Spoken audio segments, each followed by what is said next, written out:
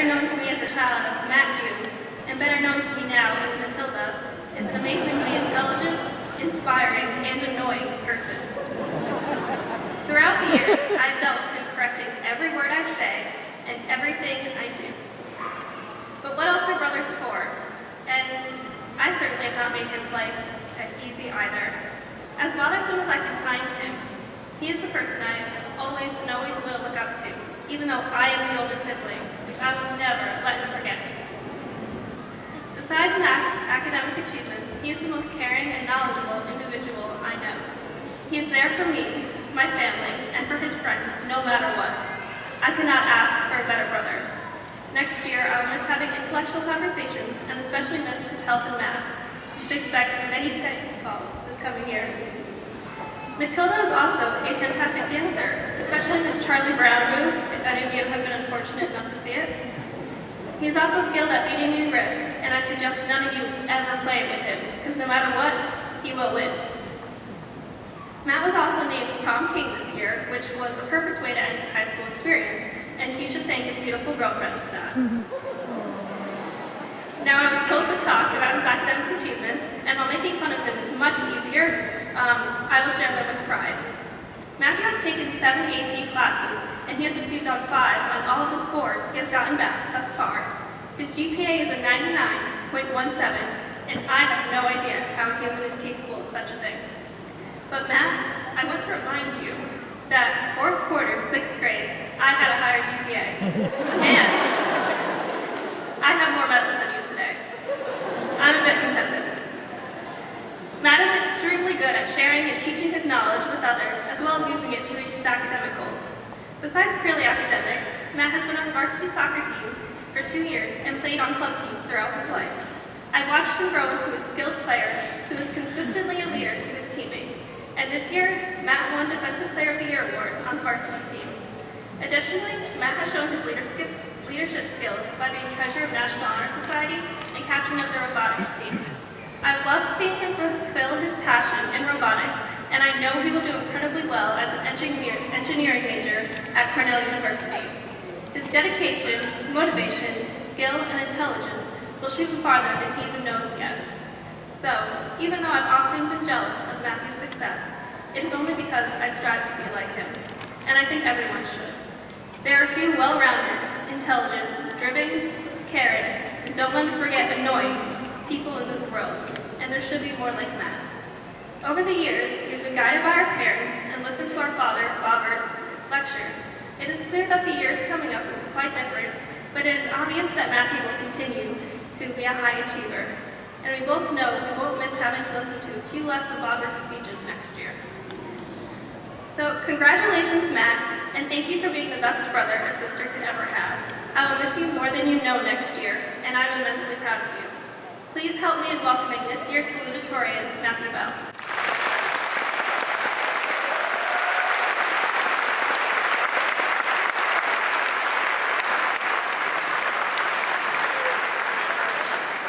Thank you, Lauren. Good afternoon. It's actually really surreal being up here on stage, maybe using a microphone that legends like Wiz Khalifa or Fall Out Boy or Scott Farron have used in the past.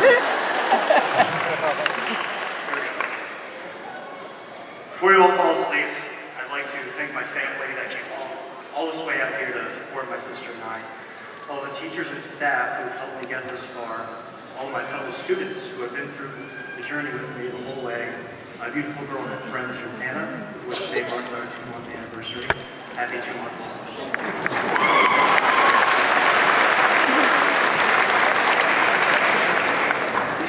And to my parents and my sister, without whom I'd be nowhere near this point. Today I've been told to talk about the past. That's a hard thing to do on a day when everyone's leaping so far forward. That said, I do feel pretty confident in giving a speech because I spark notes last week. I apologize in advance. The speech is going to be full of stupid things like that. I showed it to my sister this morning, and she said to me, "Don't you have to go be stupid somewhere else?" I said, "Not until 4. Still, how do you talk about the past when everyone's past is so different? There are those who define themselves by their past, and those who want to leave it behind. Some of you want to stay here, and some of you want to go as far away from here as humanly possible. But I think it comes down to this. What up to this point has made us who we are, and how much of that are we going to carry on? And the answer to that is what I set out to find. This tricky thing, the past, what does that mean?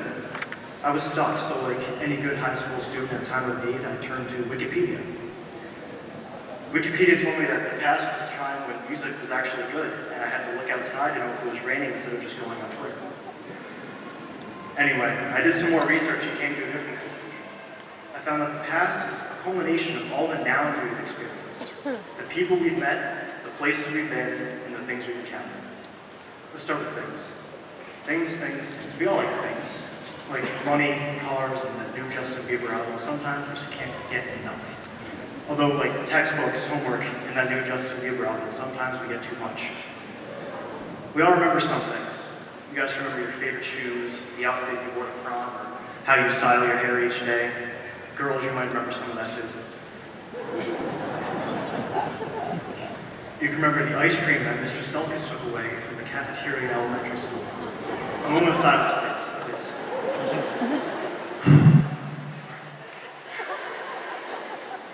You can remember that stuffed pig that you dressed up and wrote a story about in primary school, or all the schoolwork you burned in a huge bonfire this past weekend. But I'm going to argue that out of the people, places, and things, the things that matter the most to us initially, yet matter the least in hindsight. Take prom, for example. Think about all the people that took limousines to prom just to make it memorable. Perhaps for some of you it was easy to afford a Hummer limo, but for most of us it was a stretch.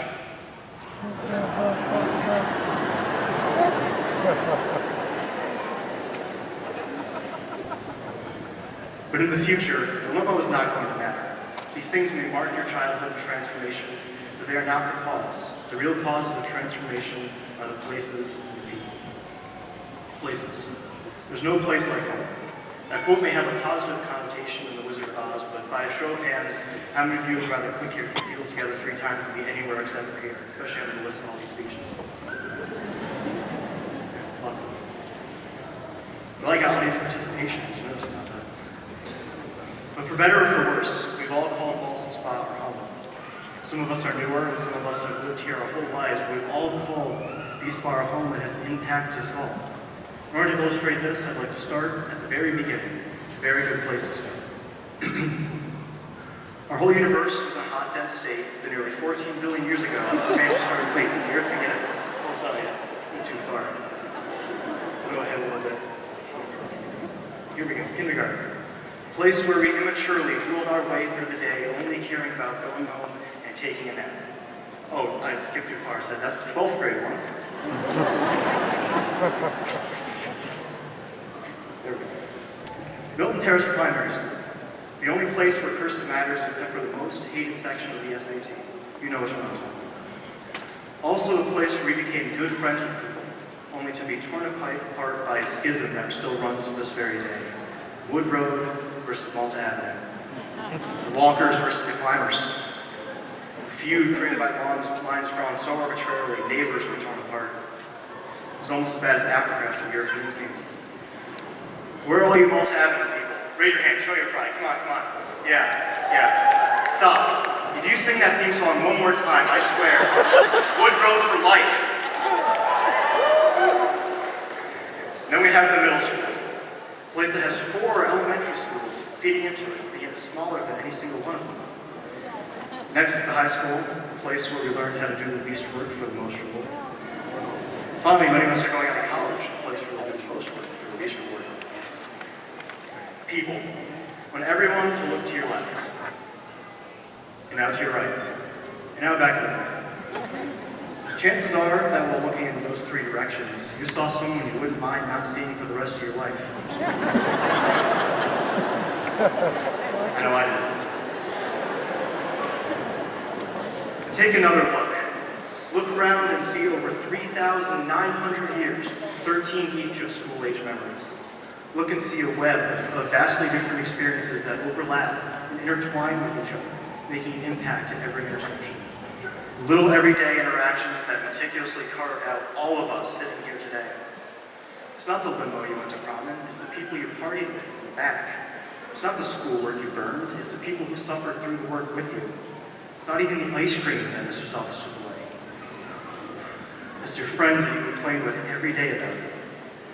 For me, it's grabbing the wrong name tag on the first day of kindergarten and being best friends with that kid ever since. It's running down my own neighborhood screaming at the top of my lungs because I've had a friend just 5 houses down. It's sword fighting with my friends while reading Hamlet and having a blast making funny videos for school assignments with them. It's seeing my girlfriend smile and having that alone turn my whole world upside down. And it's seeing all of you here today after 13 years and knowing it wasn't the places or the things that shaped me as a person. It was you. Now this web that contains on each of our 13 years is about to expand and shoot out in every direction. Some strands that were close for all 13 years will become thousands of miles apart. They will always be anchored here. You choose which strands to hold on to and which ones to move on from. You choose how much of these people, places, and things define who you are. The answer to what do I carry on is different for everyone. But I think that's the point. But I know Ballston Spa will always be a part of my roots, meaning it's buried very deep under the ground, but some of it will break through to the surface. Seems like the theme of all these speeches, or just this day in general, is that we're all moving on to bigger and better things. And while I have no doubt the things we'll do will be bigger, they have some big shoes to fill if they want to be better. Thank you, Ballston Spa. Congratulations and good luck. Andrea has held the positions of President, Vice President, Secretary, and Treasurer simultaneously. She is a professional cellist and Ballston Spa's first National Merit Scholar. In the fall, Andrea will be attending Lafayette College in Pennsylvania for biology.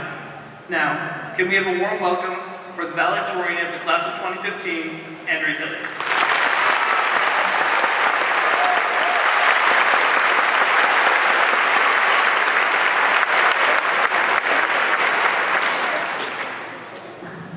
Thank you, George, for that wonderful introduction and for only making one short joke. That's true friendship. I would also like to thank Ms. Jensen for her wonderful speech about baseball, but I feel I must add one thing. Go Red Sox. I'm here to talk to you about the future. That's far easier said than done, so I'll get some of the cliches out of the way. Follow your dreams. You are the future. And something about standing in the doorway of tomorrow. It is difficult to talk about the future without these cliches, if for no other reason than the obvious, the future hasn't happened yet. So instead, I'll be providing some advice on how to be successful in your future. If you'll allow, I'd like to recall stories of a class very different from ours, a much smaller and perhaps better known class that you may remember from elementary school, that of the Magic School Bus. While these are children's stories, I think they contain some of the greatest words of wisdom I could pass on. For those of you who are unfamiliar with the series, here's some background. And since the speech isn't being graded, I, like Matthew, will quote directly from Wikipedia. The Magic School Bus is a series of children's books, later adapted for TV, about science, written by Joanna Cole and illustrated by Bruce Deegan. They feature the antics of Miss Valerie Frizzle and her class, who board an anthropomorphic school bus which takes them on field trips to impossible locations such as the solar system, clouds, the past, and the human body. You might have been expecting something more profound than the Magic School Bus, but bear with me. In the books, Miss Frizzle frequently reminds her class to take chances, make mistakes, and get messy. And I'd like to suggest that we all humble ourselves and take this advice. No risk, no reward. Nothing ventured, nothing gained. We've all heard those sayings, but they've become cliche for a reason. Nothing great ever came from comfort zones, as my dance teacher Lori likes to say. Great athletes, entrepreneurs, and actors became great not by taking the comfortable path, but by taking chances and putting themselves out there. Think of risks as more like investments. Taking a chance is like making an investment in experience, because it's something you're likely to get a return on someday, even if the gratification isn't instant. And here's another example. Higher education is a risk. It's a financial venture, and there's always a chance that your degree won't get you a job in your field, or that circumstances will change. But hardly anyone ever says, don't go to college because it's risky. Instead, this is an encouraged risk. Begin to think of other ventures this way, and you'll see that the chance of a wise risk paying off is a great one, and if nothing else, you'll always gain experience. Miss Frizzle knew that occasionally, taking chances doesn't end the way you want it to, and that's why she reminded her students that it's okay to make mistakes. We say it's all right to fail, but do we actually take this to heart? We've become obsessed with perfection due to an unfortunate societal mindset. We no longer feel we have time to fail. We have to have our career and our lives and our college plans and our savings accounts on track somewhere around age 7. And when we're graded out of 100, the focus becomes on what we don't know rather than on what we do know, and this isn't healthy. In David and Goliath, Malcolm Gladwell poses the example of a company looking to hire a new CEO. With the choice of a talented, successful executive and one from a failed company, who do you hire? Gladwell says the correct answer is the one who's seen failure before. Someone who has made mistakes, knows what not to do, how to overcome obstacles, and how to succeed. We also love to use the example of Einstein failing his high school math class. And according to Lily Aldrin in season 1 of How I Met Your Mother, sometimes you know something is a mistake, but you have to make it anyway. Mistakes can define your path and grant you experience. Failure tells you what to do differently. And experience is a great gift because it's free and it can't be lost or stolen. In swing dance, we have a saying that if there's no blood, it isn't a mistake. Some of our greatest moves come from screwing up other moves. So make the mistakes, embrace the failures, and above all, don't bother to regret them. The future is going to keep moving forward, so stop looking back and worrying. Learn from your mistakes, but don't let them consume you. And finally, perhaps the most fun advice from Miss Frizzle, get messy. I take this both literally and figuratively. If you spend your life worried about getting a little dirty, you aren't going to get very far. Plenty of hard work is messy, and that often makes it the kind of work others are less likely to do. I heard a story on the radio about a man in Michigan who was a multimillionaire in his early 30s. His business? Septic tank pumping. Never scoff at something just because you'd rather stay dry and warm at home, because you never know what opportunities may come from it. You could also get a little messy by getting involved. Our world has plenty of things that need fixing. Messes like hunger, human trafficking, social injustice. Throw yourself into cleaning up these messes. At the end of some of the most rewarding days of your life, you might smell like burnt potatoes, rotten fruit, cleaning supplies, and sunscreen. So in the future, if someone gives you the chance to dig a well in Africa, stand knee-deep in pond scum to research aquatic microbes, or weed the garden for your elderly neighbor, go for it. And don't take yourself too seriously. I challenge each and every one of you to jump in puddles this summer, both real and metaphorical. So no pressure, but the future is here. So seize the day, take risks, don't be afraid to fail, and get involved and work hard. I'd like to thank the outstanding orchestra and Mrs. Reeves for reminding me that no matter who you're with, you can always stop and make beautiful music together. To my classmates entering the military, thank you for your service. Most of us will never truly understand the sacrifices you will make and the messes you will help clean up, but we are grateful nonetheless. Thank you to my family for teaching me the value of hard work, perseverance, and above all, education. And to my classmates, I wish you nothing but the best. Remember to make good choices, drive safely, and never do anything you wouldn't want to explain to a paramedic. So signing off for the last time, Ballston Spa, I'd like to end this adventure the way Miss Frizzle would. Take chances, make mistakes, and get messy. Thank you.